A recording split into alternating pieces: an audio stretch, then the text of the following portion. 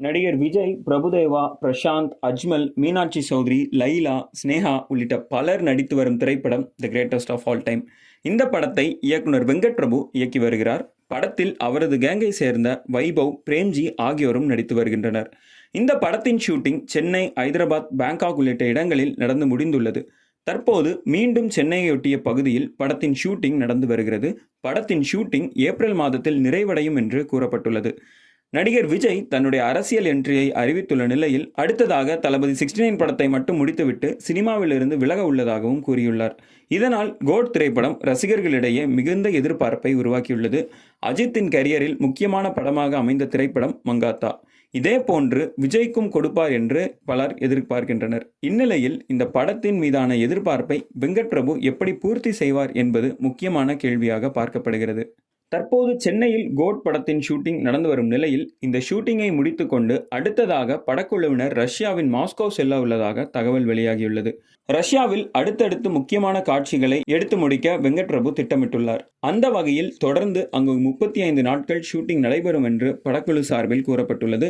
படத்தின் ஷூட்டிங்கை ஏறக்குறைய அங்கேயே நிறைவுற உள்ளதாகவும் கூறப்பட்டுள்ளது. யுவன் சங்கர் ராஜா இசையமைப்பில் இந்த படத்தின் பாடல்கள் மிகச்சிறப்பாக அமைந்துள்ளதாகவும் பலர் கூறி வருகின்றனர். குறிப்பாக டைட்டில் சாங்கில் விஜய், பிரபுதேவா, பிரசாந்த் உள்ளிட்டவர்கள் சிறப்பாக பங்கேற்றுள்ளதாகவும் கூறப்பட்டுள்ளது.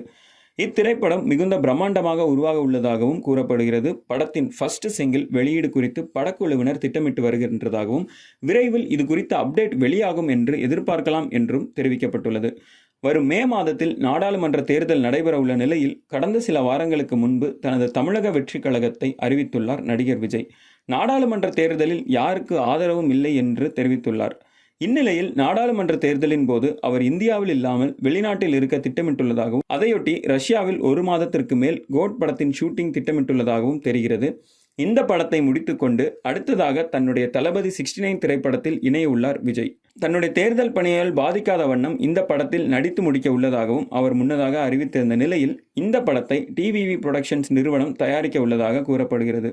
ஆனால் படத்தின் இயக்குனர் இன்னும் இறுதி செய்யப்படவில்லை. மார்ச் அல்லது ஏப்ரல் மாதத்தில் தளபதி 69 படத்தின் இயக்குனர் குறித்த அறிவிப்பு வெளியாகும் என்று எதிர்பார்க்கப்படுகிறது. இந்த படத்தில் பிரபல தெலுங்கு பட இயக்குனர் திரிவிக்ரம் இயக்குனராக இணைய உள்ளதாக தகவல் வெளியாகியுள்ளன. இதேபோல் கார்த்திக் சுப்புராஜ், வெற்றிமாறன், அட்லி உள்ளிட்டவர்களும் இந்த லிஸ்டில் உள்ளனர்.